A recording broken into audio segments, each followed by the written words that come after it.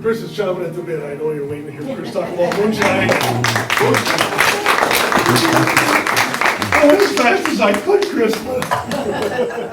Come on up and I'll get your presentation. You can go ahead and if you need that, go ahead. Hi, everybody. Looking out at you, I think I recognize almost all of you with the exception of two people. Afterward, if you two people would introduce yourselves to me, I will tell you that I still am Chris Feldt. Thank you for that. That's an awkward breaking of silence. No, I want to say that you guys that spoke before me, you guys do a fantastic job here in Lake and Wildlife. Some of you are really, really excellent public speakers. I'm thinking about Deb in particular. If I heard her voice like on any kind of ad, I would buy that product like instantly. It's just an unintentional compliment, but I think it's fantastic. Don't worry, you're doing a good job too, Jim. You're fantastic. Just saying. The other thing I wanted to say, I know we're talking about some lake and wildlife stuff. I want to tell you guys that I found, I guess, a habitat and a location for an otter just outside of Bentry, and some beavers, and they all live in the same zone. For those of you that follow that, otters are kind of notorious for letting beavers do all their work for them. They dam up the water, they make it deeper for them to fish, and then they build a den for themselves, and then the otters kick out the beavers. And they're like, hey, thanks for the house. That's exactly what happened in this habitat that I found in Pickens County over by Walmart, of all places. Any of you want to see the pictures of the otter, he's very, very cognizant of being photographed, and he takes great selfies. All right, and some other things I wanted to talk about. Trails, Chestnut Cove Trail System, the Orange Trail and the other trails out there are fantastic. Thank you, Mason. Thanks to everyone else that helped with those. I know that was a long time coming. I know even Robert Calhoun and I were out there hiking Wayne Collier way back in the day before any of it came to be a reality. Are those trails going to connect ever to the ones up on Denny Ridge?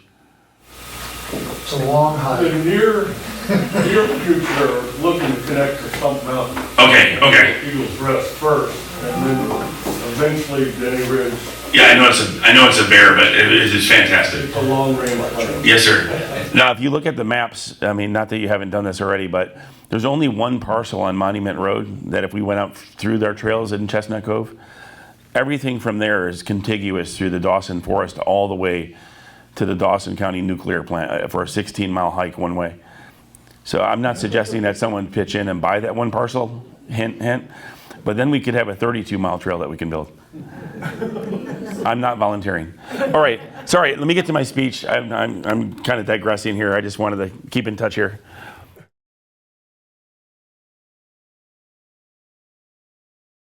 All right, good. So basically, moonshining has got a really long and varied history that goes way, way back. All right, I'm not going to talk about all of it. There are reports that moonshining was actually discovered kind of by the Arabs and then moved through the Spanish Moors up into Europe around 800. At some point, though, in the monasteries in Europe, the monks began moonshining. They were the ones that really honed in on it around 1100 AD. By the time we get to Henry VIII, he's like, hey, you guys got to stop that. We need that money, right?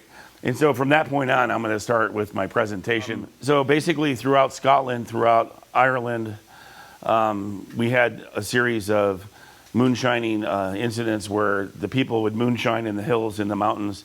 The governments would say, hey, we want the money from that. The people would say, hey, we got to hide that. So they would hide their moonshine stills. And then from there, those people immigrated. Those people immigrated to the United States with that whole history. A lot of the people that settled Pickens County that came down from Virginia and down through North Carolina, South Carolina, eventually in North Georgia, they were Scots-Irish.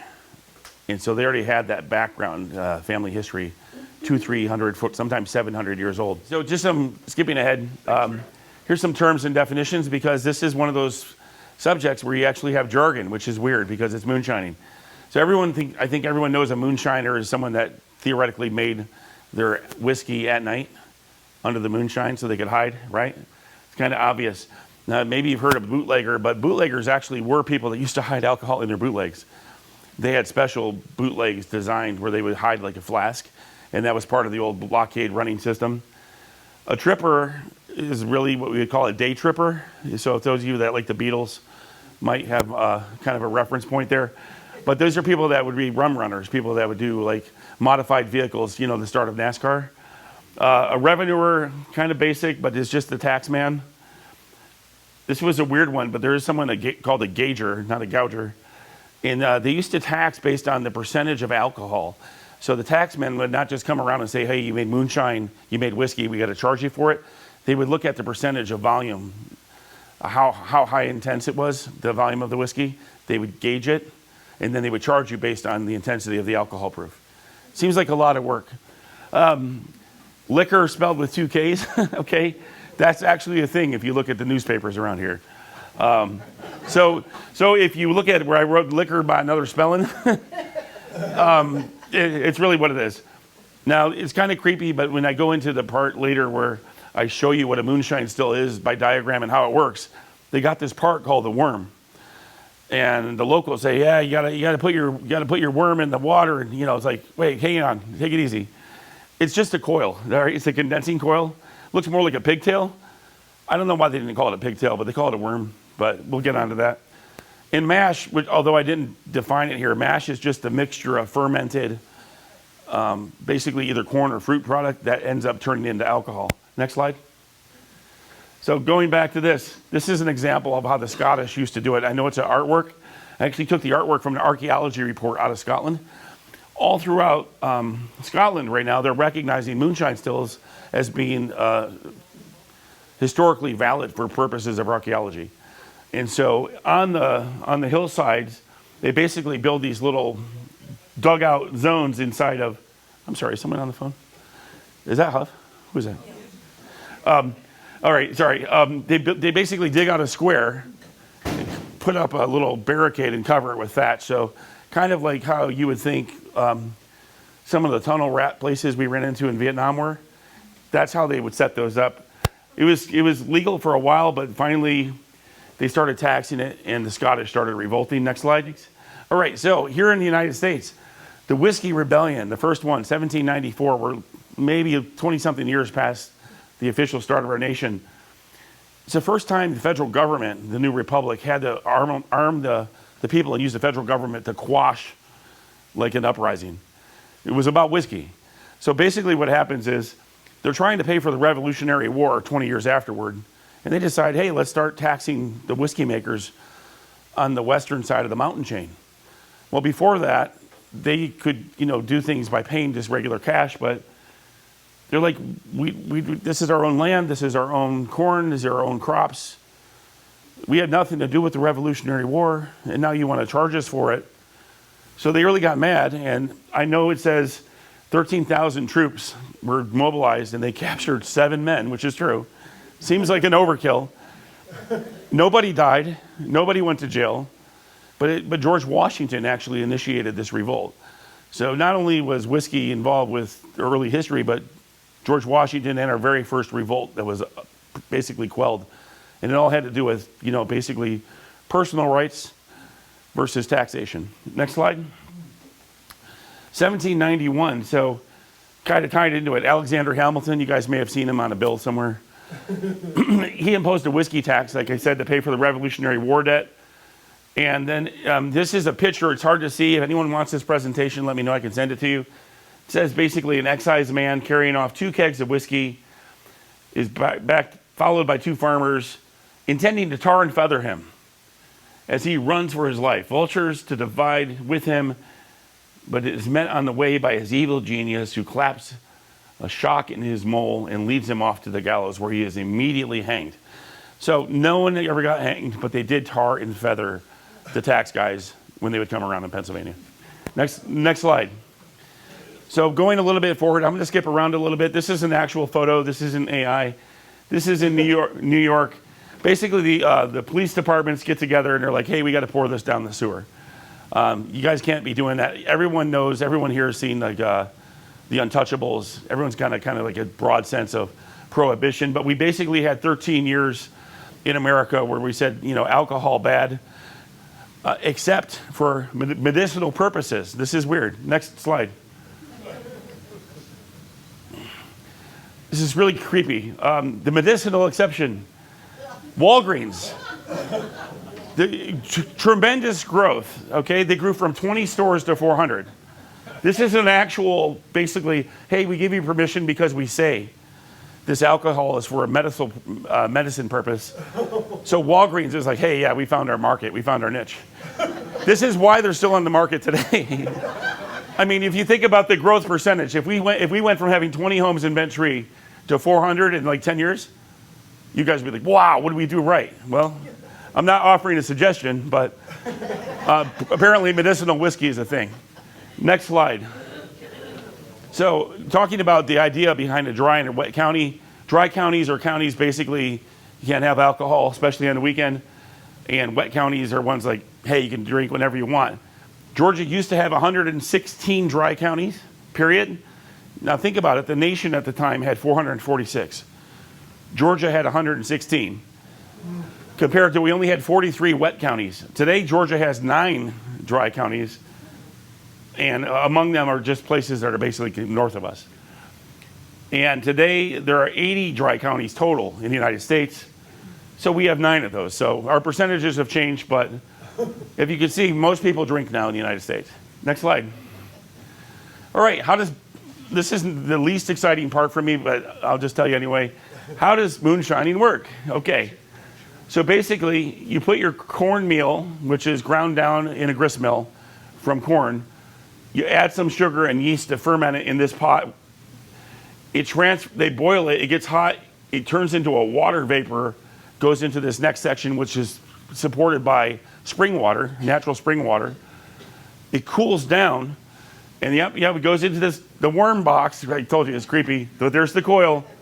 It condenses again as they cool it, and they run it through some filtered, and that gets the proofing. So sometimes they can like double or triple distill it to make it harder.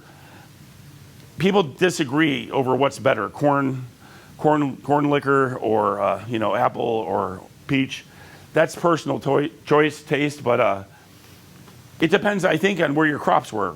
Now, one other thing I want to say when I'm on this slide is people often think that during the Civil War, people were mad because we told them, hey, you cannot, you can't do moonshining and stuff like that because it's bad. It had nothing to do with that. All these crops in Georgia, these corn crops, were intended for food. So the soldiers, they put rations like we had like with other times in our government, in our country, where you say you can only have so much corn, you can have so much gas, you can only have so much whatever. The government had to step in and say, stop using our corn crops that are used to feed our soldiers for alcohol. Because you're taking these huge, tremendous fields, mowing them down so you can privately make money, and our soldiers were starving. At one point, even in Pickens County during the Civil War, and I'm not even kidding, this is straight out of the history books, 15 miles anywhere around Pickens County, you couldn't find salt. It actually caused a whole bunch of problems with people, health-wise and otherwise. I mean, this is pre-refrigeration, right? So how did people preserve food? I mean, there's a 15-mile radius around Pickens County where they couldn't even come up with salt. So all of these kinds of things became problematic. Thanks for joining us again. Next slide. Very important topic. Okay, so basically I already described this, but this is even more simplified. Corn is ground into meal. Sometimes they add malt to produce sugar from the starch.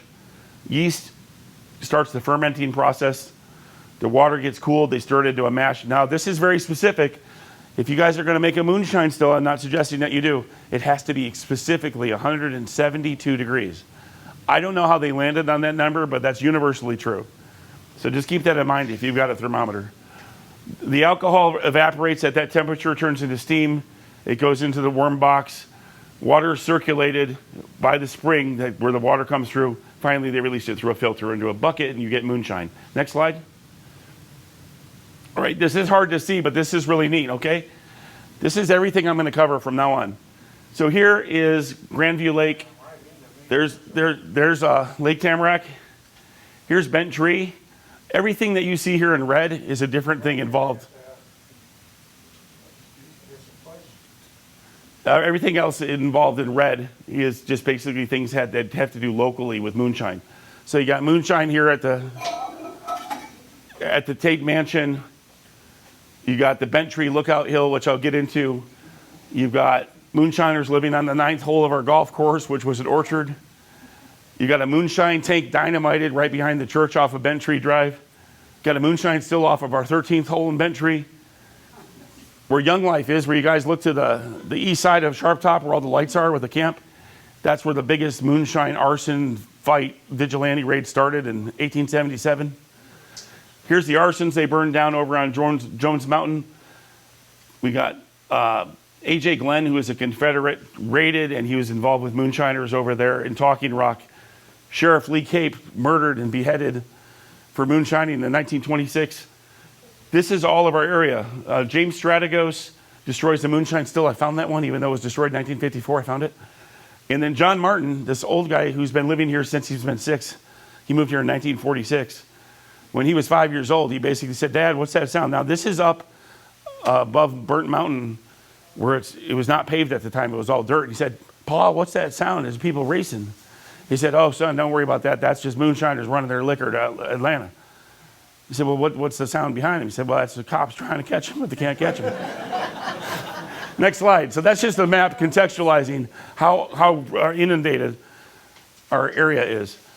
You can skip this slide. It's not that cool. And we can pass this one up too. Okay, so I'm going to skip ahead. So later, after the Civil War, around 1877, the moonshiners are fighting the people that are telling on them. They're going after the informants. The informants are getting paid whether or not they're telling the truth. People are being locked up and forced to walk to Atlanta to go to jail without due process. And these are moonshiners that are being accused. So the moonshiners start fighting back against the informants. Then the revenue agents come in, and then the moonshiners start fighting the revenue agents. Then the moonshiners start fighting the moonshiners and the revenue agents. So finally they bring in the army. And the army comes in and says, "You guys are out of control. We gotta handle this." Then the army starts getting killed. Okay, so there's a big report that comes out in 1877, and a guy named Colonel Williamson, after the death of Lieutenant Augustine McIntyre. Now this is up in Fannin County, but all these battles took place in Pickens too. They had this big report that said everybody's got their hands in everybody's pockets. So basically the government's got their hands in their pockets, the army's got their hands in pockets, the revenue agents, moonshiners, everybody's guilty. But really he said that the revenue agents were probably the worst. And so they came out with a law to protect everybody called the Posse Comitatus Act of 1877. Next slide. Next slide. Basically says that in the United States, starting in 1878, the United States Army can no longer be involved in domestic affairs. That stayed on our books forever, except with the rare exception where things ramp up, like, martial law or other exceptions. That law came right out of this neighborhood because of everything that happened in 1877. This is a picture of, I have this Harper's Weekly at home from 1878. It's basically moonshiners getting ready to attack the army and the army getting ready to get ambushed. Next slide. There's that act I told you about, signed by President Hayes. Originally, it only applied to the Army. Later, that expanded to other branches of service. Mind you, we don't use the Air Force in domestic affairs, thank God. But they weren't around until 1947 anyway, so that would have been hard. Next slide. So here, I'm going to skip a little ahead. Sharp Mountain Distillery. So someone once told me that Pickens County had no legal distilleries. I'm like, well, they had one in 1889 called the Sharp Mountain Distillery, because this is in the Pickens Progress, and they're advertising, and that's when it's for sale, so that's not when it was built. So obviously there's some history here. Next slide. So Cagle Brothers, you guys have heard of Cagle, Bill Cagle, Cagle Motors, Cagle Funeral Home, Cagle Road, Cagle Town, Cagle and the Pear Tree. This one here says Mr. McCann, who's a local storekeeper, and Gager, though he spelled Gager wrong, bad Pickens Progress editor, has been assigned to the distillery of the Cagle Brothers at Jockey. That's a great town name. We have a town in Pickens County called Jockey. It's a village, still called Jockey. I don't want to explain why it's called Jockey, but it's a weird story. But basically, the building where that happened is still there. Next slide. This is it. I found it. This is the Moonshine Distillery and all the other mills of the Cagles. It's on Cagle Mill Road North. Imagine that. Off of Sharp Mountain Creek. Imagine that. So all the ruins are still there. Next slide. Going back a little bit, we had this vigilante group. It resembles the KKK. It's on purpose. Except these guys were called the Night Riders, not like the guy from, what's his, David Hasselhoff. And these guys are the guys that started basically where Young Life Camp was on December 5th, 1888. And they went out and they started burning down a bunch of homes, to include this guy named Nels Lanford and Mike Stoners and all the other informants. Next slide. So these 27 guys, they get arrested. And at first they don't know who they are, because what they did is, this is going to sound like a modern story. They had a manifesto, which is, seems to be common, even in the 1800s. And they said, we want to do these bad things, and we are these people. The thing was, the people that they listed all the names of all the reputable people in town, not themselves. So they're hoping that if the manifesto ever got found, the 27 people fighting moonshining would go to jail. Dumb plan. It didn't work, but they would go to jail. Anyway, so none of these people are originally on the list, because these are all pseudonyms, but these are the real names. These 7 guys actually got the book thrown at them. They got life in prison at the Dade Coal Mine. So Dade Coal Mine is in the far northwestern part of our state. It's only accessible by a railroad track that starts in Tennessee through a valley. And basically, of the few years that place operated, almost everyone died. They had to mine, as a prisoner, 2,000 pounds of coal a day. That was their rule. And they had maybe 1 foot, 2 feet of space to work in. So imagine that, they kept dying. Interestingly, I will tell you that any of you that really know Georgia history well, Governor Brown, during the Civil War, the big one, Joseph, he owned the Dade Coal Mine. And he was involved with convict labor that built the railroads to get to his coal mine. So we sent all our guys from Pickens County up there. Next slide. There's a coal riot because these guys, including our moonshiners from Pickens County, started the riot. They didn't want to stay there. So Jack Lansdowne, he got killed in it. His son Seaborn escaped. Harrison died in the thing. Seaborn Lansdowne escaped, moved back to Pickens County out by Price Creek Road, just outside of Grandview. Changed his name and moved out west. So he was fine. Next slide. This is just a little map. So here's basically what they called Coal City. Here's the railroad that comes all the way from Tennessee to get there. They had over 500 deaths within 6 years, just at that coal mine. It was not a good place to be. The government got involved. Next slide. Eli Fields, who grew up where Young Life is, along with his cousin Thomas, he was actually pardoned, and he moved to our 9th hole. Now, granted, the golf course wasn't there. It was an orchard at the time. But the Fields family had always owned that land up where Young Life was back in the day. Now, his son was named Peg Fields, named after his peg leg. I'll go more into him next. Next slide. Thomas Penley, who was also pardoned, he moved across from the dollar store on Cove Road. And this house is still standing there, built in 1877. He moved in here in 1905 after he was pardoned. Believe it or not, this is not very important to y'all, but this little back room, he built that. That was an expansion off of this. And the original siding, he put something different there. Anyway, he's pardoned and he moved into there. Next slide. Here's just an example of what moonshiners looked like in 1920s. You can tell it's probably hard work. You've got all your wooden casks out here. Every single person wore a hat. I guess that is fashionable because it was pretty hot, And all the little moonshine apparatus in here is here. You guarantee you there's a stream somewhere right outside of the shot of this picture because they needed the water to cool it down. Next slide. Going forward, Lee Cape. Yeah, any of you ever stay at the ranch out there in Hinton off of Highway 53 as you head out to Fairmount? It's a 74 ranch. Pam Martin Butler, the newscaster. Oh, yeah. She has that place. She moved into Lee Cape's house. Now, Lee Cape, by the way, it's a bed and breakfast. I don't suggest you stay there. And I don't mean that. It's a nice place. But his son, before he got killed, his son Levi murdered his other son, Hobart. Shot Lee and his brother on the property. He lived through that one. Levi runs into the house, or Hobart runs to the house, says, "Ma, I've been killed." That's really what it said. "Ma, I've been killed." And he falls over dead in the kitchen. Everywhere at that bed and breakfast, 'cause I didn't know that at the time, it's just filled with giant crosses everywhere. Like up and down man-made crosses. I said, "Hey, what's going on, Pam?" She's like, "Oh, nothing. Everything's cool." I'm like, "There's a lot of crosses. It's cool." Anyway, I find out, they fell over dead.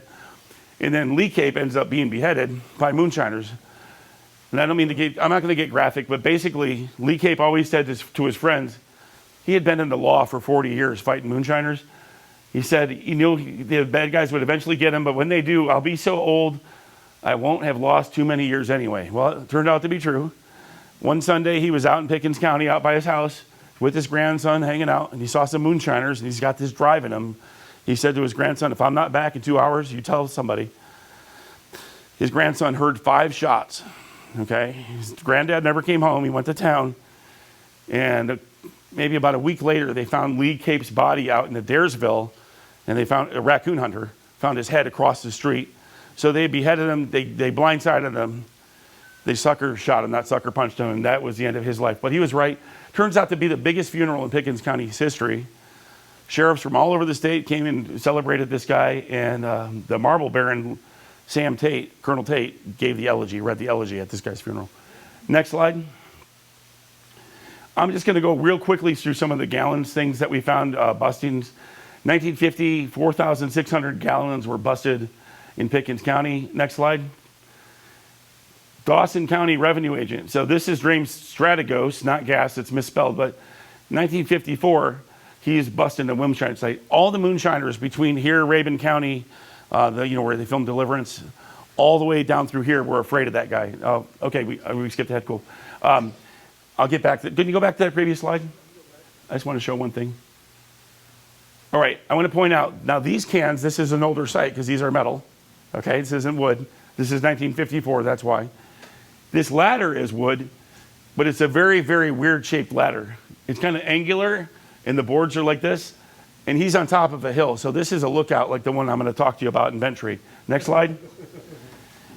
This is Sheriff, I think this is Cantrell, and he found another one, 2,000 gallons, 1868, still going on here. Next slide. Now this is my favorite slide ever. Tate Mansion in the attic. This is in that brief time between when the Tate family moved out and it was abandoned and was taken over and renovated. Up in the attic, they have this big bust. This is May 1st, 1970. And the article says that we didn't say the name of the caretaker. That's because the name of the caretaker was friends with the sheriff. And he rented a house from the sheriff. So that's out of there. But here's the thing. This is 4 days before Tom Fowler was born. And that's Tom Fowler's grandfather that was running that moonshine still, because his family rented it from the sheriff, and that's why his name's not in the paper. But this is right before Tom's birthday, so I just figured I'd send that to him. Yeah, he was happy I found it. Next slide. All right, so remember I mentioned Peg Fields, Eli Fields' kid. Guy gets out of prison 1905, 1906. 1 year later, he has this kid. Now he didn't look like this. This isn't Benjamin Button. You know, this is him when he was not a baby. But he was a moonshiner like his kin all the way back, and he used to try to do his moonshine and doing railroad hopping. Well, he lost his leg, and that's so he was no longer Walter, he was Peg Fields. He became pretty famous for moonshining before he died. He ended up dying in 1977. Now I'm going to read you the way Mr. Fields exactly spoke, because this side just tickles me. We had a big funnel set in a 2-gallon bucket. We placed it right under the worm. We fired with hickory wood most of the time, and we burned them fire coals and washed them off in the branch. Anyone needs translation from English to English, fired is fire, a branch is a stream, the worm already told you. So anyway, next slide. And Hee-Haw, remember Hee-Haw? Remember Junior Samples? I don't know if you know this, but he lived out in Coal Mountain over in Forsyth County. He's about 17 miles from us. Now, he was a moonshiner most of his life. He never really graduated from anything. And referring to the time he got caught, and this is kind of an embellishment because he got caught more than once. He said, they come so close to catching me, they broke my overhaul galosses and got my hat, but they didn't get me. So, I had to look up what the heck a galoss was. And it's not that, but that's the straps on this. And overhaul is really overall, but he didn't know how to spell it, so it's overall. Next slide. Now this guy's... That's the kid that was 6 when he asked his dad about the moonshining. I was out at his house. Now, Harold Martin, his father, was prominent throughout the Atlanta Journal-Constitution. He was a history teacher, a writer, met with all kinds of dignitaries around the world, superbly refined. His son, who decided to wear overalls like Hee-Haw, is very, very eloquent in his own way. But he was telling me this story where his pa told him his revenue was chasing moonshiners hauling liquor to Atlanta. Next slide. Aviana actually took that picture of John at his house. So John Martin tells me this story. You know, he's 5, he runs into that. There's a man named Old Man Mailer that comes by in a wagon, and his dad would always go to the back of the wagon and get the white lightning. So that was like kind of a secret, but that's the moonshine. He says he goes to the army, he gets out, and he says one day he's driving through the mountains in north of Entry, and he's shooting up signs with his 6-shooters, because you know people do that. And he goes to a place called the Dirty Shame Saloon out in L&W. And they kick everybody out of the Dirty Shame Saloon, and it was supposed to be a grocery. It was called Johnson's Grocery, but they only had a dozen eggs. Everything else was alcohol. So, you know, Johnson's Grocery, you know. So anyway, when the owner, Mr. Johnson, sees his 6-shooters, he's like, all right, he kicks everyone out that's drunk already, but he lets Mr. Martin to stay there. John's shooting out back, shooting cans, and they're having fun. They come back out, all their tires are flattened. All the drunks got mad that they weren't allowed to stay. Anyway, Mr. Johnson says, here's my shotgun. Let's call your wives. Have them come pick you up. And that was the last time they were ever allowed to go back to the Dirty Shame Saloon. Mind you, he told me where it was roughly. I found it, drove out there, took pictures of it, took pictures of the inside of it. He's like, I can't believe it's still there. I said, it's still owned by the Johnsons. It still has the Johnson grocery sign right inside that door right there. Anyway, next slide. So these are just local stories, right? Lily Mae Penley, who lives right out of the gate, out of Bent Tree, first street on your left by the pond. She told me back in 1940s when she was a little girl, she's still alive, she's 94, that her family had a grist mill in Bent Tree, before it was Bent Tree. And one day they got robbed by guys in masks. And they said, we need to borrow your grist mill. You know, they got to make the cornmeal. We need to borrow it for 2 hours. Well, here's the problem. Lily Mae Penley is really a Fields. Eli Fields, Thomas Fields, all the Fields, that's all her kin. She recognized their voices. They had masks on, but they all just pretended like, oh, okay, bad guy, have at it, borrow the moonshine still, right? Anyway, that's the story she told me that happened right here in Bent Tree. I just thought you guys would get a kick out of that. Next slide. So Whiskey Lookout Hill on Bent Tree, getting real specific. Now I'm going to read you the actual part, and I'm going to tell you where it is. He's talking about this guy, Carl Darnell. He was a historian, and he lived in Bent Tree when he was a kid, before it was Bent Tree. And he goes on and he says right here, I just wanted to show you the exact specific. At one time, moonshiners were fairly well organized within Bent Tree, and they placed a watchman on the hill just north of the Bent Tree Dam. This is before Bent Tree was here, though. And if the suspicious persons came around, they fired 3 blasts from a gun. So that's where Hummingbird Lane is. For any of you that know where Paul Phillips is, the house on the hill between the spillway and the dam, that's the hill where the moonshiners here used to post their lookout, which makes sense. Next slide. Now, mind you, that was a valley and there was no lake, right? So they're way, way up then. And everyone that can hear that from that point can get away. This rock furnace is a moonshine still found by our 13th hole. So this is just the base of it where the still would sit. Right to your left is an ephemeral stream. Right here are the iron bars that they used to shuffle things under to make the coals work. That's still right here in Bent Tree. So those guys obviously could have heard the shots from that location because not even a half mile away. Next slide. This is a giant tank right beside the Presbyterian Church off Bent Tree Drive, behind it. You know where our campground is? Someone mentioned it was going to be called the Creekside. I'm assuming that's Cox Creek. Am I right, Artie? That's the name of the creek, buddy, that you guys are naming it Creekside for? Well, because Whispering Springs is actually Cox Creek, and that rolls around, and that's the Cox property where your Joy House is. All right, just a guess. Anyway, this is right on Bent Tree's old property, which we sold to the church, right behind the church now. So I was really confused because this 500-gallon still is nowhere near water. And then when I saw the detonation blast, I'm like, hey, wait. Remember what happened to the Titanic? There's a debris field. They started, revenue agents started using dynamite in the 1950s. So I traced back the metal 300 yards and I found the spring. So that thing jumped up probably 300 yards, 3 football lengths before it landed down on the property. The homeowner invited me to come and look at it. And he said when he first moved in the 1970s, there was all kinds of alcohol bottles and everything, but everything just kind of deteriorates over time. But this is still out there. Next slide. So remember this slide, going back to this. James Strategos, Dawson Forest, right off the Pickens County line, metal ladder. Next slide. Look at that ladder. That's that same hill. That's that same ladder. It's the same angles, the same wood. Next slide.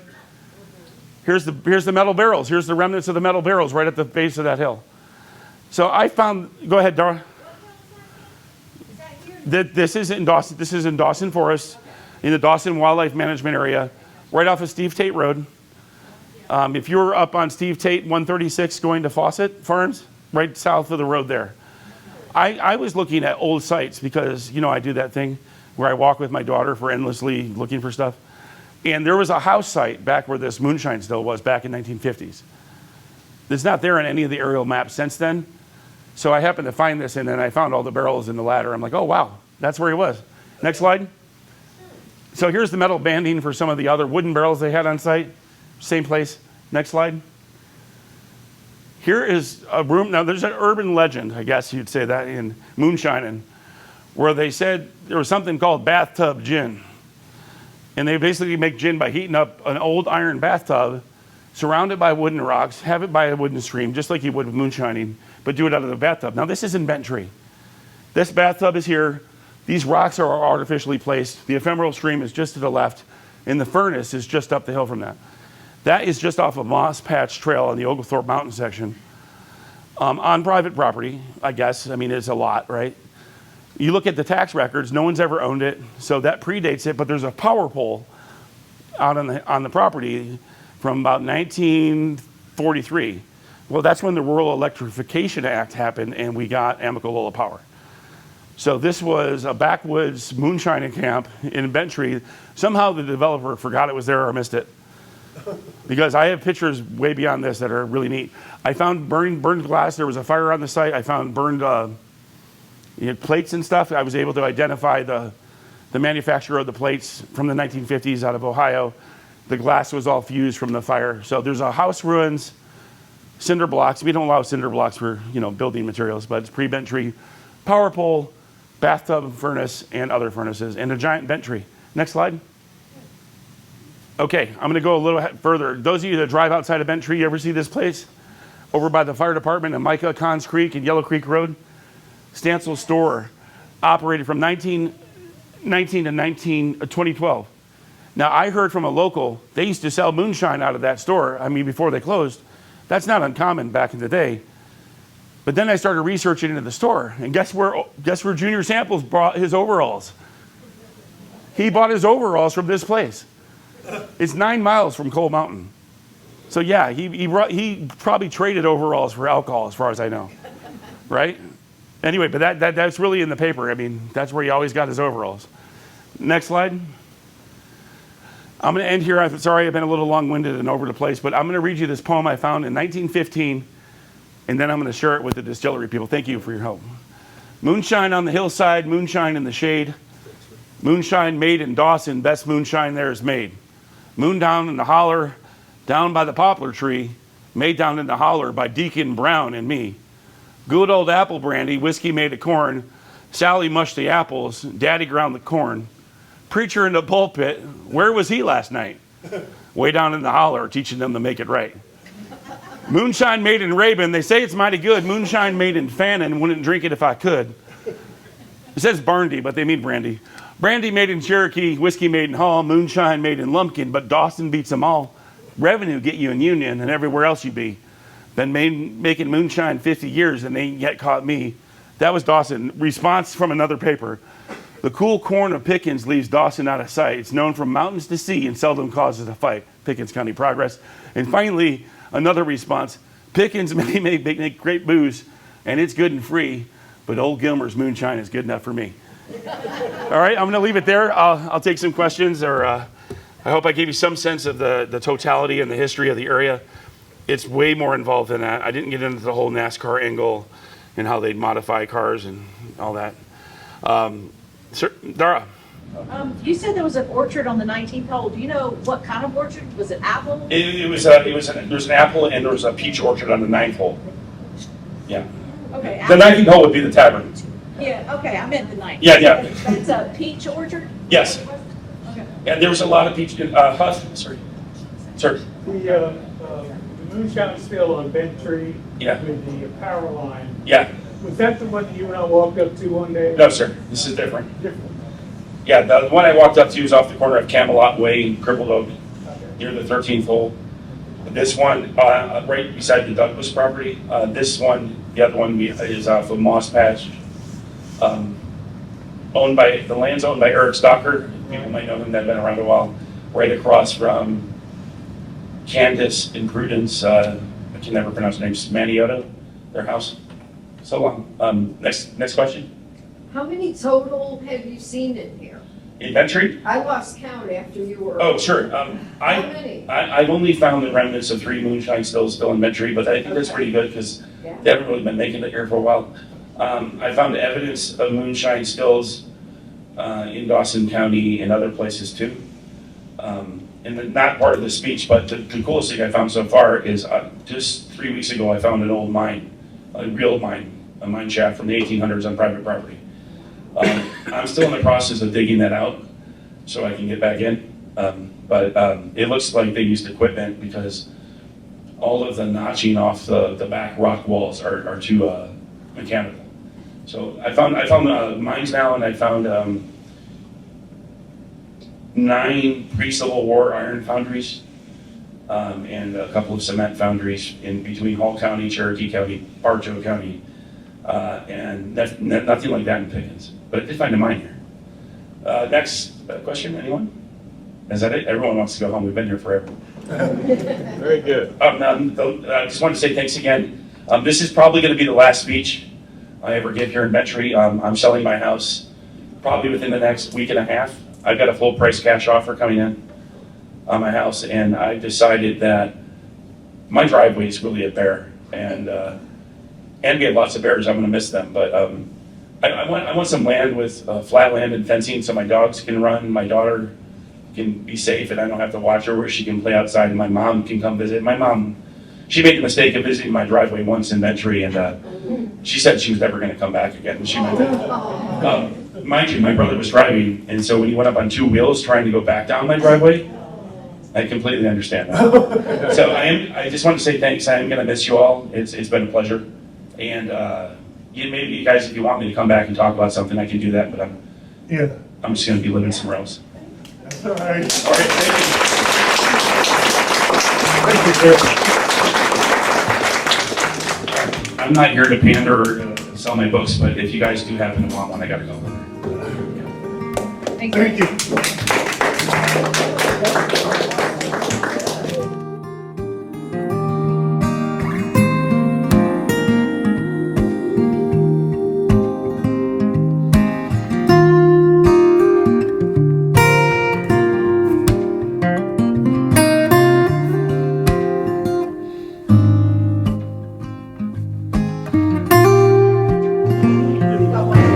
That's her ad. Yeah. All right, I'll sign it.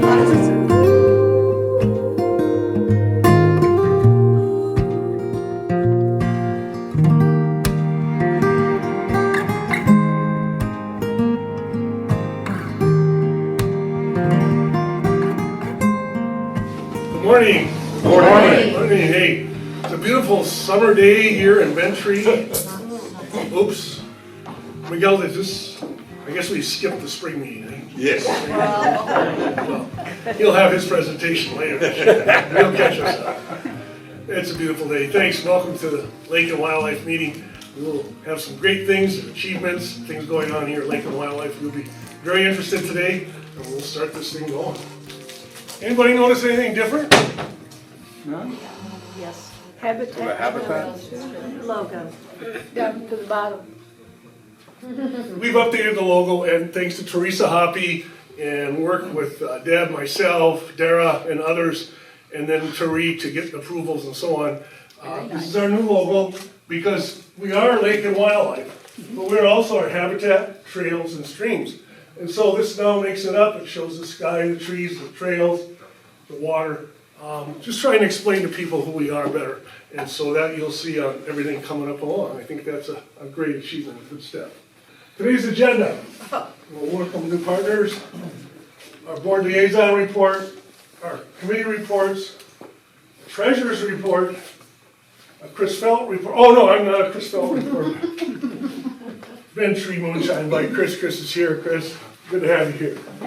Looking forward to the presentation. And as you know, he's here for book signing and purchase too, if you'd like to buy a book. Board of Directors report. Artie?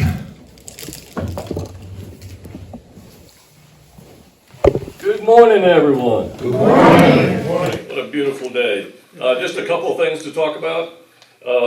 Dredging, more appropriately called spot dredging. We really haven't made any progress. We're waiting on staff to come up with some numbers on what it's going to cost. And then we'll take those numbers and develop a long-range plan based on the fact that we've got $100,000 a year budgeted for that. So this is very important. It's just not urgent. So we're working on it. The Creekside, that's the name that we've temporarily selected for the possible development on the 28 acres down at, on Cove Road. Making a lot of progress, doing a lot of homework, and soon we'll be scheduling a couple of town hall meetings so that you can get all the details, ask all the questions, and that'll be followed by a community vote. That'll be a change to the CCRs. So we're pretty excited about that. Based on what I know, I completely support this project. This is going to be good for Ventry.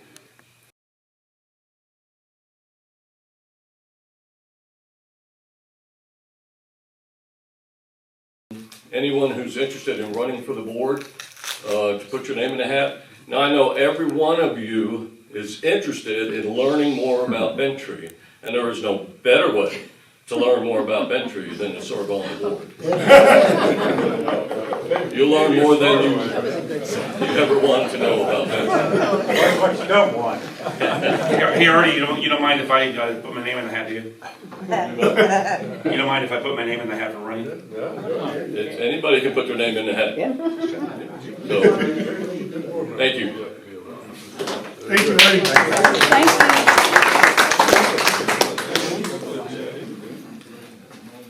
Appreciate that. Thanks very much. And I know there is that learning tree or learning session too, that's leadership before that for the month of May too, for anyone that wants to join the board, which is an excellent way to learn about that tree. Okay, we'll go to some committee updates. First of all, fundraising. Of course, our most important income we have is from Tamarack Treasures. And I think there's a slide I have. Deb, I think you wanted to come up and talk, just say a couple words right now. Yeah. No, come on up here. John's got it set up so the mic here pulls all the stuff. Oh, we know better. I gotta be up here because I got a fancy slide this time that Teresa Hoppy did for us.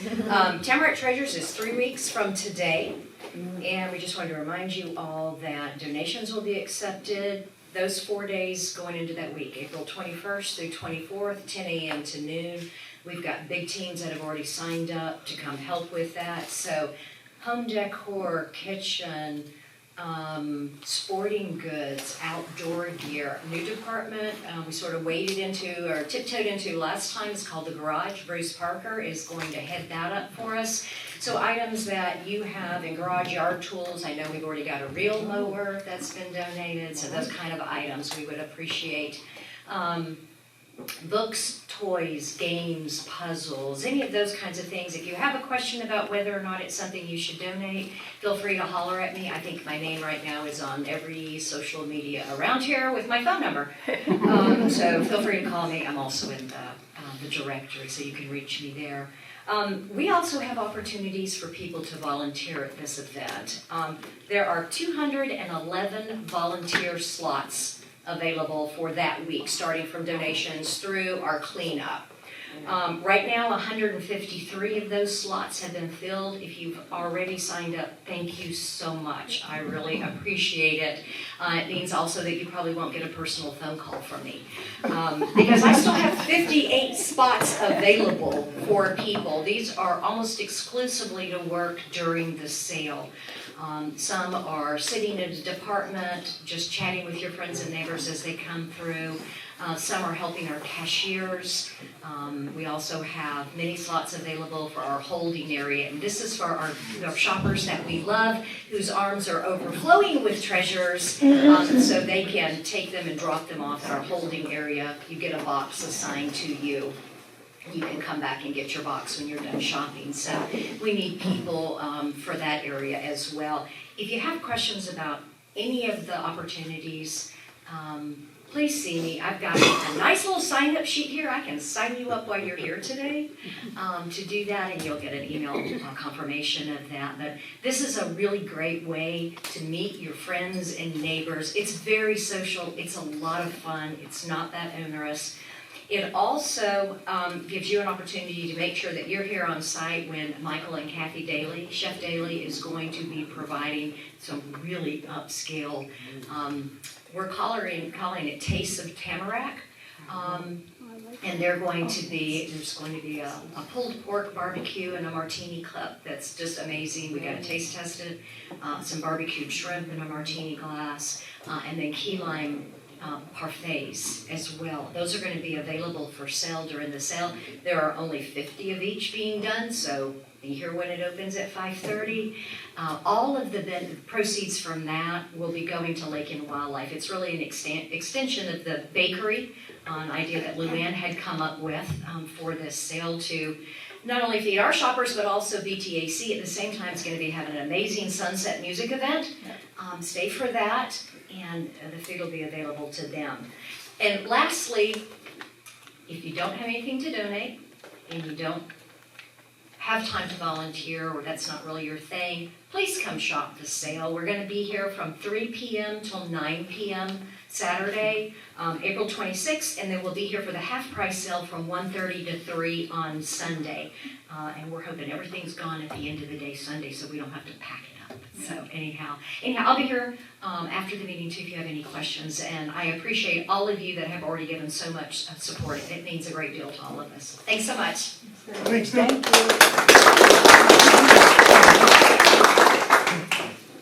Great new ideas this year, Tamarack Treasures.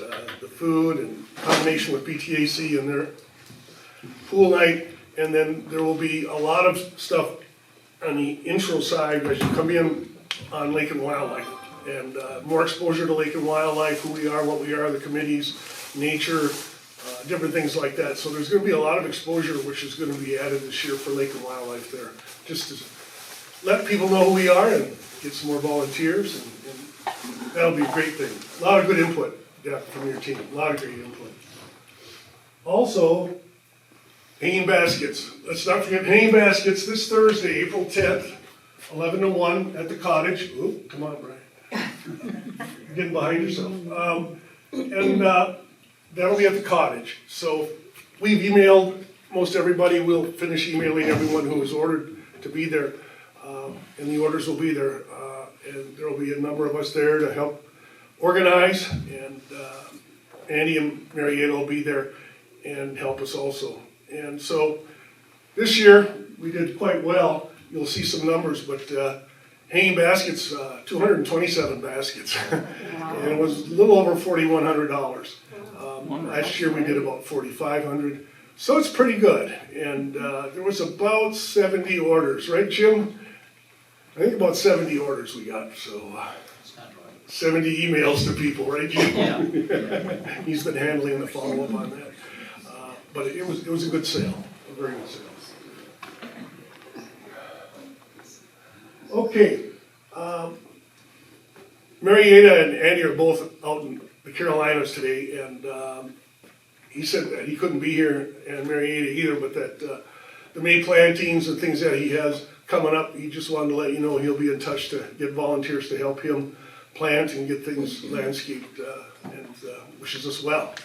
I told him I wish him and all well with that wedding coming up, and he says, don't ask. I can't say what else. Anyway, wildlife, Miguel, if you come up and just give us any little updates you have on Yes, sir. Noisy Beach. Yes, indeed.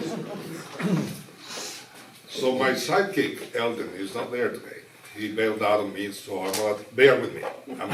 I'm driving solo now. But anyway, last month we talked about the coming of spring and how some animal migrations happen because of the season. And I read this past week a study from the National Wildlife Federation that migrations are happening but not necessarily because of the seasons, but because of environmental reasons. Habitats are being lost at an alarming rate all over, both in the northern hemisphere and southern hemisphere. So animals are migrating just because they are hungry and they cannot eat where they used to be. So now, whatever I told you last month, forget about it.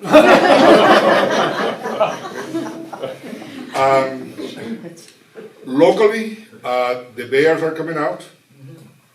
The fawns are starting to be born. Geese are out there nesting, and turkeys are mating.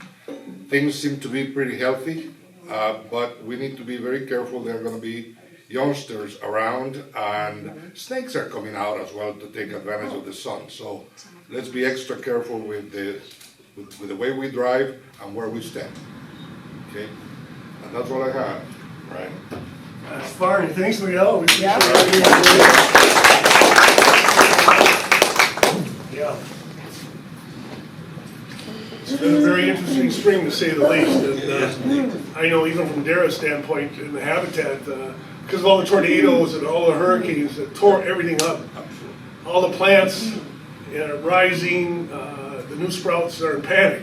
Right. Like, oh God, what happened? There's none of this, and they tend to give off more pollen, more seeds, and so that's why we have this big jump in pollen too that is happening throughout.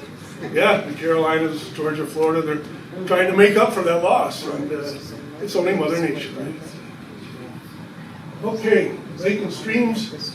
Huff, I know you have a couple things to say. If you want to come on up, I will get you there. Thank you. If you look on the left, at the picture on the left, this is a proposed cleaning deck that's going to go to Sally Dahl's dock.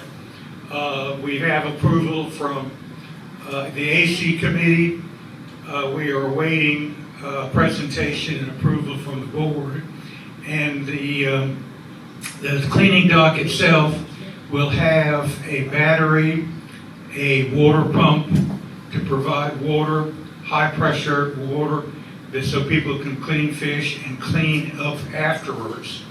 And the purpose of it is not only to provide a place for people to clean fish, but we're trying as hard as we can to get as many of the small bass out of the lake and all of the spotted bass possibly out of the lake.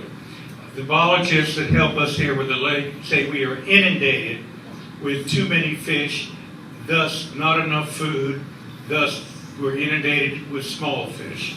And so we're making an effort to remove all the spotted bass and to remove any bass, largemouth, that's 14 inches or less. So this is a way that we think will help people who are maybe a little lazy about, well, I don't want to take them home and clean them, and I don't know what to do with them. They can clean their fish right there on the dock, wash everything off, and have some nice clean fish to take home. So that's what our thoughts are. And the next picture you'll see on the right, if you can see it, that's a square of panel fencing, and it's at the mouth of the open pipe that goes under the spillway into and over the waterfall and down below the lake. We are required for the dam permit to have a certain amount of cubic feet of water flowing to help the invertebrates in the creek below us. That's one of the ways that we could get the dam built. And Ashley tells me that we actually have more water flowing today than is necessary, but we have a 50-to-1 ratio of water charge coming into the lake, so it's not a concern of using too much water. But what it's created is, there's a square now of fencing, and if you look down in the square, there's a whirlpool. And so I caught, I don't know, 8 or 10 little spot tail the other day. I took one, all of them alive, took one, once around, boom, down. Once around, boom, down. All of them ate. So this was without talking to Ashley. So I ran into Ashley at the administration building and told him what I was doing. He said he thinks it's a perfect use of it. He said the water flow is so fast, there's nothing you could do to hinder it. And he's all in favor of using that to dispose of fish instead of releasing these little fish back in the lake. That's a good way to move them on, keep them alive. And even if they die, that something's going to feed on them down the creek or something. So I'm recommending people to please don't release the spots, don't release small bass. Let's get them out of the lake and get the numbers in the population back where they should be. Yesterday, just coincidentally, my good fishing buddy Gerald Hunter had a guest up here, and if y'all look at the Bent Tree fishing page, they had a stringer of 18 fish that were remarkable. I mean, really good fish. And if you look at the fishing page, I keep posting things. We've got some 6-pound bass, some 7-pound bass being caught. The fishing is excellent right now. A lot of fish being caught at one time, but a lot of them are the small spotted bass. Don't throw them back in the lake. You know, let's get them out of the lake somehow. But the fishing is excellent. We filled all the feeders yesterday, so we've got 13 feeders, 3 on the docks, which are primarily for the children to be able to go on the dock and catch fish. And I threw a little handful out just to see what was happening, and like they were sitting there waiting on us, boom, boom, boom. So we started them off at 8 o'clock, 12 o'clock, 5 o'clock for 1 second only. It doesn't sound like much, and it's not much, but the last thing we want to do is pollute the lake with unused food. So we want to make sure that all the food is eaten before we increase it to 2 seconds. In a matter of weeks, we'll be 3 seconds 3 times a day. Notice that the times 8, 12, and 5, that's really for the cool weather, the cool water. During the dog days of summer, we'll change it to probably 7, 9, 3, and 5, and get away from the hot part of the middle of the day. Just technique is all it is. But those feeders have proven to be very, very successful. And I know you've seen pictures of kids on the dock catching fish and so forth, and it's something that's been very helpful. 3 of them belong to Bent Tree, and 10 of them are ones that are owned by different owners along the lake. And they bought the feeders, and they've been monitoring them and feeding them and using them, and every one of them is paid off very, very well. So anyhow, good report from the fishing. Let's get all those small fish out there if we can.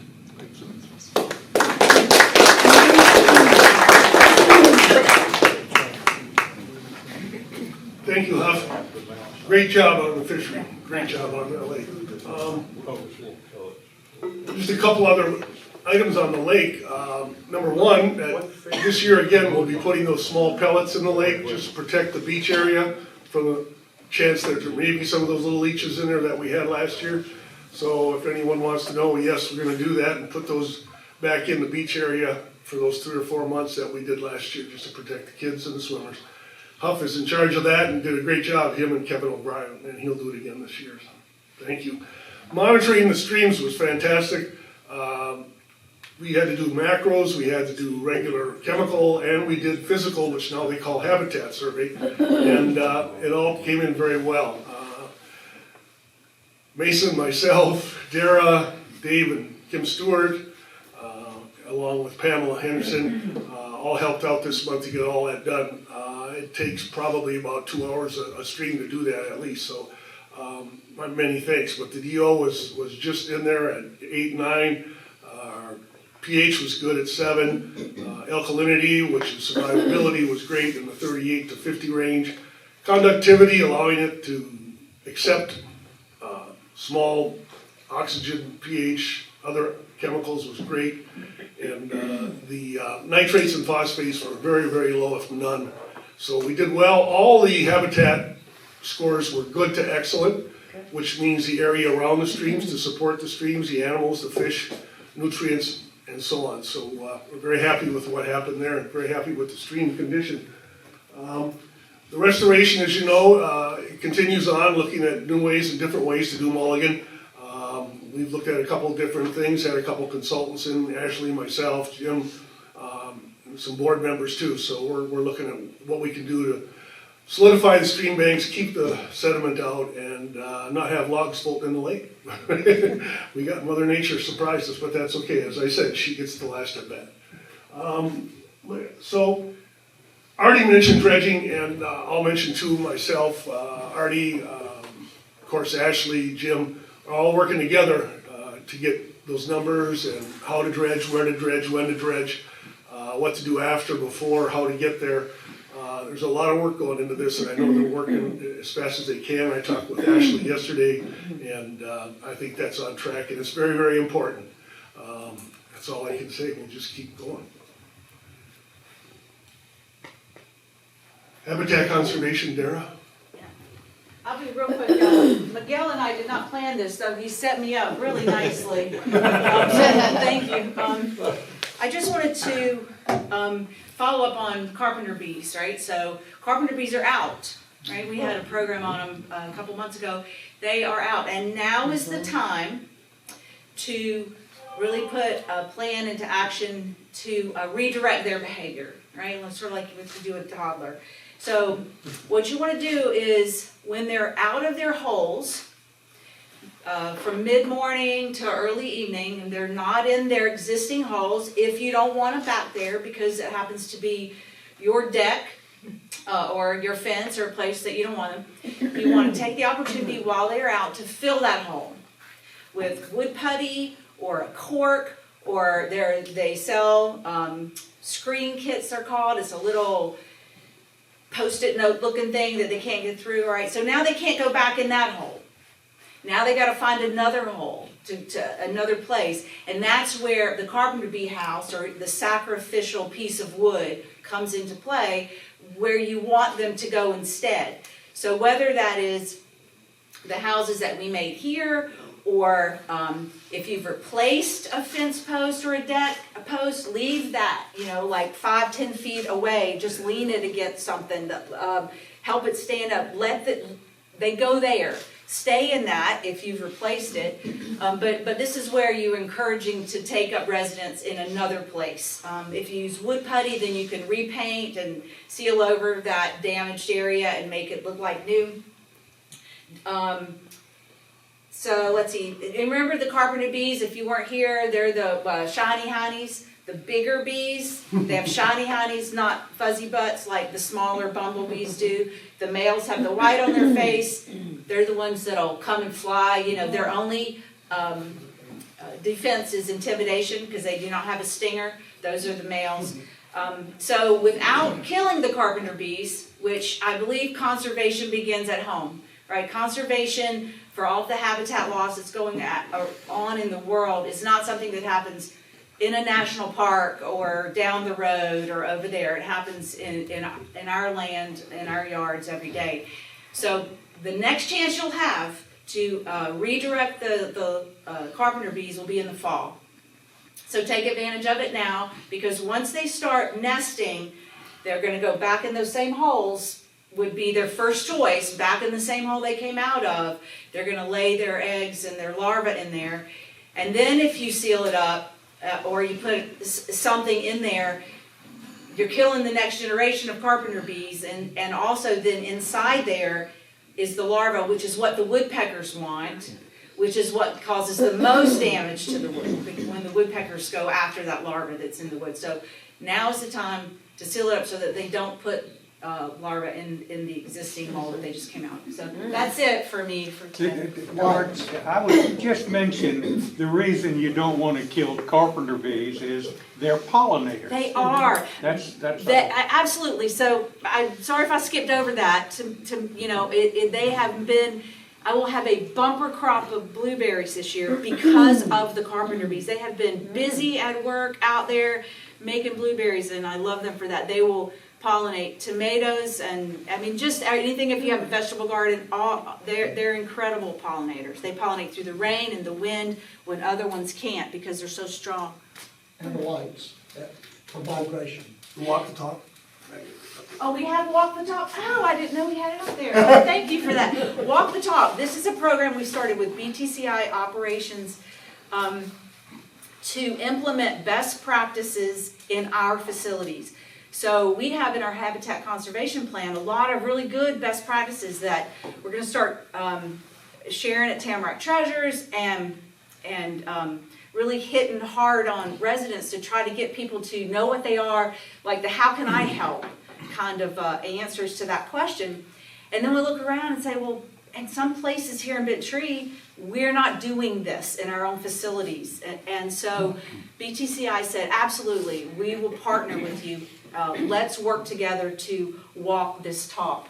And so some of the money that we're going to be supporting those efforts and changing processes and practices, including dark sky lighting. We'll be looking at to improve the lighting, security lighting, to make sure it's still secure and people don't trip over things in the parking lot, but that the light is dark sky lighting shines down, so it does not impact migrating birds.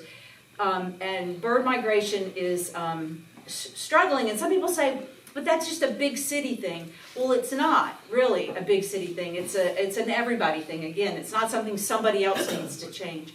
So now is migration time for birds. Minimize outdoor lighting. Every little bit helps. And you can, if you want to learn more about dark sky certified lighting, we'll have information at Tamarack Treasures on that, among other things. Turn off your lights at night. As long as you're up here, Dara. As long as you're up here, don't go away. I got more. Surprise. What do I have? Thank you. Let's go down. Oh yeah, communication. So we're going to start taking advantage of the community-wide email distribution.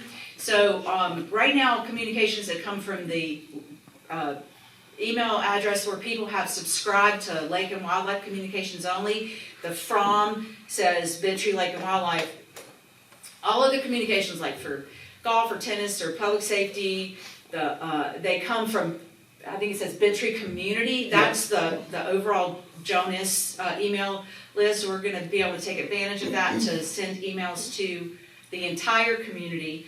So we'll have two channels, those that go to subscribers to Lake and Wildlife, and then the overall community. And I don't know if anybody had the chance to see any of the reels that I've done. I had to go to my kids to say, teach me how to do this, because to make Instagram reels, and it was really intimidating at first, but gotten, lukewarm, not terrible, at least feedback on the first two I did. I put them out on social media, but they're also on the YouTube channel, where John does such a great job of having all of our programs on. But there's another tab on YouTube called Shorts, and that's where, so you don't have to be on Facebook or Instagram to get them. That's where these reels will go. And any ideas, the first one I did was on spring ephemerals, and the second one was on the May apples, and the concepts of phenology, which is getting all screwed up because of the changes in weather patterns and stuff. But anyway, any feedback on that? Any question you want answered? Seems to be maybe I'll get better at it. Or if anybody wants to be part of one, hey, let's do a reel together, which are like the shorts. What are they called on Facebook? They have another name. I don't know, but it's like a 1 minute long video, to talk about topics. So is that all? Yep. I just did. Okay. Thank you.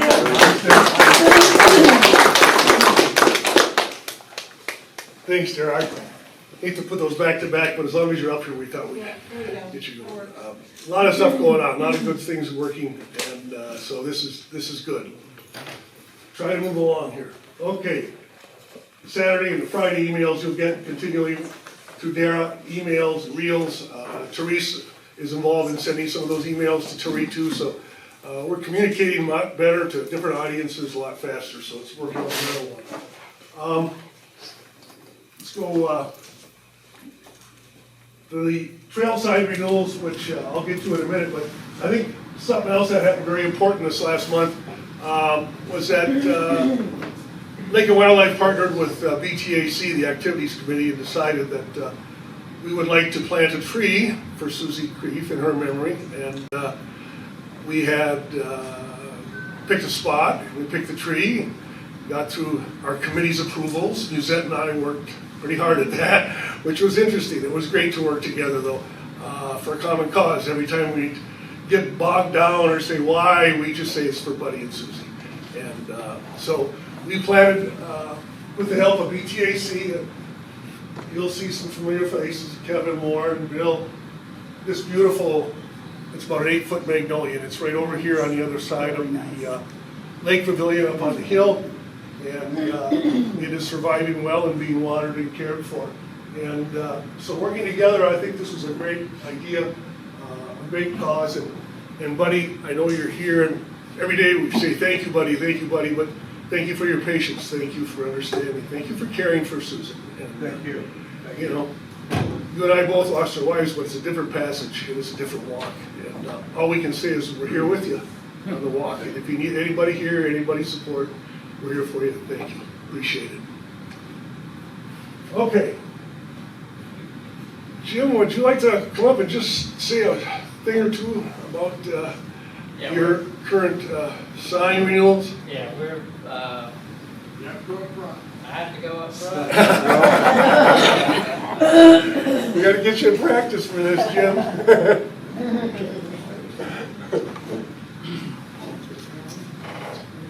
So the signage you see behind me is the Beaver Run Trail, and we have different people that sponsors signs for our various trails in the neighborhood, in the community, and so sponsorship is a 3-year commitment, a 3-year period for a $400 donation one time for the 3-year period. And so we're at that point in time where we're getting renewals, asking people who have sponsored the signs if they would like to continue. And so we're working through that process now. We have a couple of signs that are look like they're going to be available. If you were interested in joining that process and sponsoring a sign, please see Brian or myself, and we'll be happy to talk with you more about that if you have any questions. So that's all I have. We should be probably sending something out, making some contact. I think the last time we talked, said we had one person that was on a waiting list that wanted to sponsor, but it looks like we're going to have a couple of signs available. So if you are interested, please see one of us. Thank you. Thank you, Jim. Appreciate that. Nice revenue source that we have. I'll back up just for a second here. Trails, just quickly, Mason, if you'd like to just talk about that today.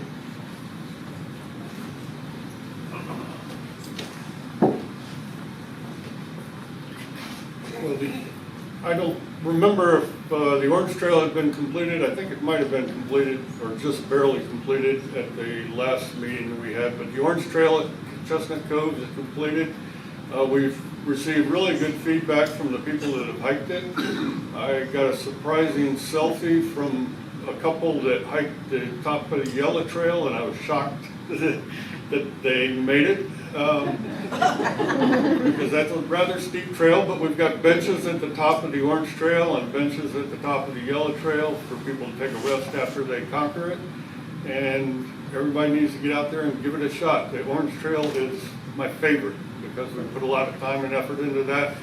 Thank Warren for helping me drag the bench to the top of the Yellow Trail. That was a tough ask there. And I really appreciate it. This morning after this meeting, we're going to have a work day at Sally Dodge Trails. We've got 4 small loads of mulch that need to get spread.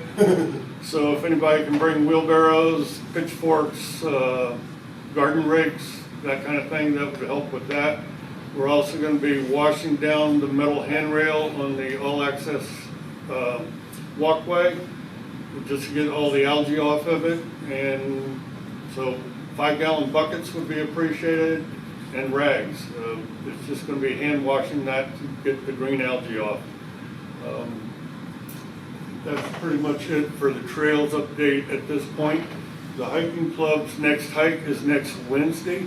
It is at Don Carter State Park. There's a notice in the Friday News about it with a link to the trail maps. You'll be able to see Lake Lanier from one of the trails. The trails there are all moderate to easy, I believe, and it's only about a 4.5 mile hike, so it should be an enjoyable day. I think that's it for right now. Okay, good. Thank you very much. Trails volunteers, obviously, many people working, helping today, last week with Tamarack Treasures. I know Deb will be in touch, and of course Trail Day today. Next, the Treasures Report, and Denise is not able to be here today. She's in Florida, but our beginning balance on January is 18,787. Our revenue year to date was 5747, which was mostly revenue from the trail sign renewals and the hanging baskets is in there.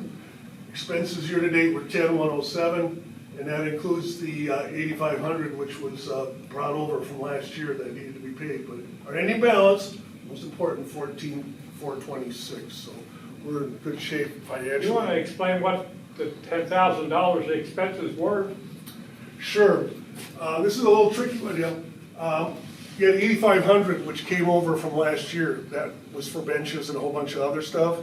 That was in the 18, and that had to be paid as part of that. That was the biggest chunk of that. What's the rest of it? The other 1,500 payments and checks. I can say that most of that was some of the trail sign maintenance, some of the work in the streams, as well as some of the cups for the newcomers, those kinds of things. I can get you more detail if you want. Dara? Some plants for the spillway area? Yeah, that's right. What?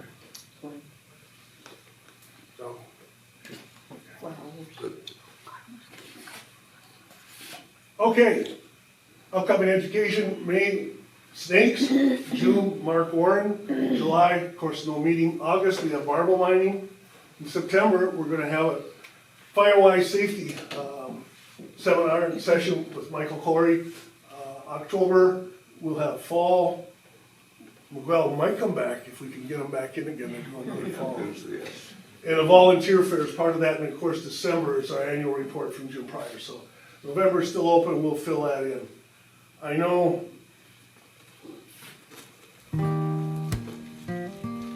we need you, we need volunteers, we need people that you know to come and help and be with us. Let us know at BentreeLakeandWildlife.com. Okay, that's it. I know you've been patient. It's been a long morning. Okay, thank you again. See you next month. Have a great evening. Do you want to sign that for you? You want to sign that? Yes. All right, I got it. I'll send that to you.